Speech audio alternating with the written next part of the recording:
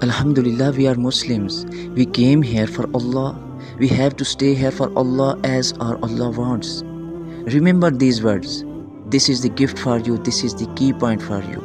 We have to stay here for Allah as Allah wants, not as our self or culture wants. Because our self, our desires, our culture, it will take us away from Allah and we will forget the purpose of life. So always keep strong relation with Allah. There comes a time in our life when everyone leaves us, when we are in trouble. Everything happens which we never expected and never thought about that. This could happen. But this is the message for you. Never lose heart, never lose hope, never be sad, never back down from the goal.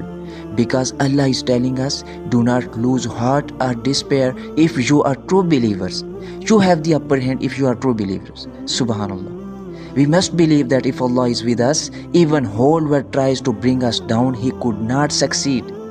This is the true Muslim life and his faith.